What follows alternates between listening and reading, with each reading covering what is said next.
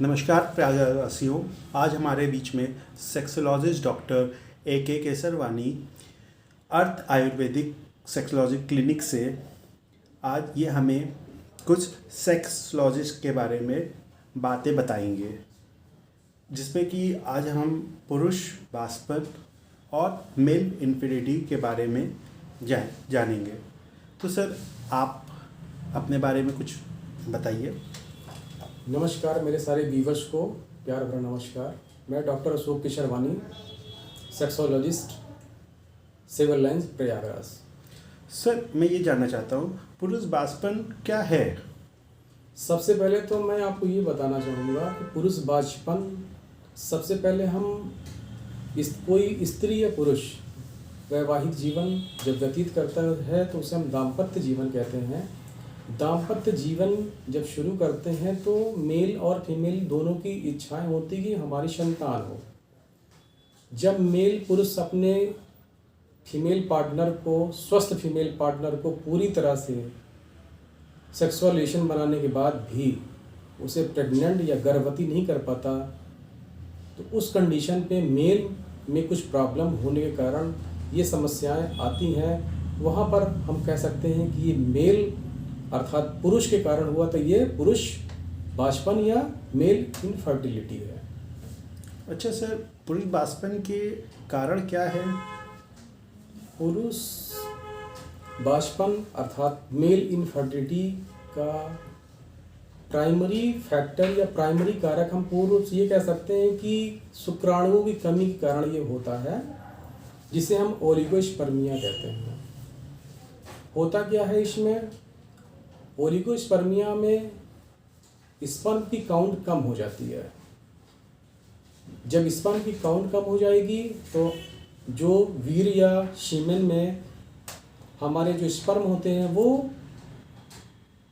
Oviduct तक पहुंच नहीं पाते हैं, एक को फर्टिलाइज नहीं कर पाते हैं, और जब उनकी संख्या कम होगी तो स्वाभाविक रूप से इसके अतिरिक्त धूम्रपान करना, शराब की लत लगना, चिंता, चिड़चिड़ापन ज़्यादा रखना, मानसिक अवसाद होना, ये सब लो स्पर्म काउंट या ओलिगोस्पर्मिया के कारण बनते हैं। अच्छा सर, पुरुष में शुक्राणु कम होने के लक्षण क्या क्या हैं?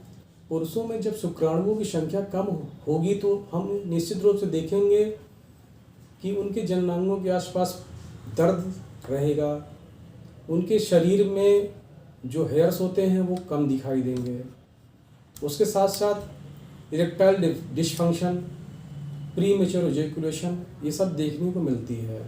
ये लक्षण हमें देखने को प्रायः दिखते हैं, मिलते हैं। अच्छा सर, नॉर्मल स्पर्म काउंट कितने होना चाहिए? मेल में स्पेशली नॉर्मल कहें तो 1 ml सीमेन में 1.5 करोड़ से 20 करोड़ स्पर्म काउंट होता है। नॉर्मली स्पर्म काउंट ये होता है। अच्छा सर, मैं अब आपसे दूसरा क्वेश्चन ये जानना चाहूँगा कि एक बार सेक्स करने पर कितनी मात्रा में सेमेन निकलता है? स्वस्थ पुरुष में एक बार जब वो सेक्स करता है तो उसमें 2 से 5 ml तक वीर्य की मात्रा निकलती है, जो कि ये नॉर्मल है। और इससे कम निकलती है तो हम कहेंगे कि वीर्य कम निकल रहा है। अगर इस रेशियो में 2 से 5 ml के बीच में निकलता है तो वो मात्रा सही मानी जाती है। सर, स्पर्म की कमी होने का कारण क्या है? स्पर्म की कमी होने के कई कारण हैं, जैसे हमारा वजन बहुत हो जाना, हम खान पान सही से ना रखना, उसके साथ साथ अपना वज़न कंट्रोल ना करना, दिनचर्या गड़बड़ होना, बहुत से और भी कारण होते हैं, जैसे संक्रमण, जननांगों में संक्रमण या यूटीआई इन्फेक्शन भी हो जाता है, कभी कभी उस कारण से भी हो जाता है। उसके साथ साथ कभी कभी आनुवांशिक कुछ रोग होते हैं, उस कारण से भी होता है। इसके साथ साथ कभी कभी कैंसर संबंधित कुछ रोग होते हैं कैंसर कभी कभी होता है, तो उसमें रेडियोथेरेपी और उसके साथ साथ कीमोथेरेपी होती है, उस कारण से भी लो स्पर्म काउंट होता है। तो सर मैं अब ये जानना चाहता हूँ कि स्पर्म काउंट बढ़ाने के लिए क्या खाना चाहिए? जनरली स्पर्म काउंट बढ़ाने के लिए हमें जैसे अंडा है, डार्क चॉकलेट आती है, वो खाना चाहिए। लहसुन का प्रयोग करना चाहिए, खाने में लहसुन का प्रयोग करना चाहिए। कद्दू का बीज यूज करना चाहिए।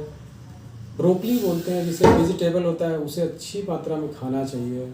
साथ साथ एंटीऑक्सीडेंट के रूप में टमाटर वगैरह का भी यूज करना चाहिए। इसके अतिरिक्त आपको अखरोट खाने से भी स्पर्म काउंट बढ़ता है, ये निश्चित रूप से बढ़ता है। अच्छा सर, इसका निदान क्या है? निदान, इसका पहले निदान जब हम करना चाहेंगे तो इसमें हमें निदान के रूप में हमें कुछ जांचें करवानी पड़ती है, जिसे हम सीमेन एनालिसिस, या आपको पैथोलॉजी या डायग्नोसिस सेंटर में जाना पड़ेगा। वहाँ पे आपको सीमेन एनालिसिस करवाना पड़ेगा।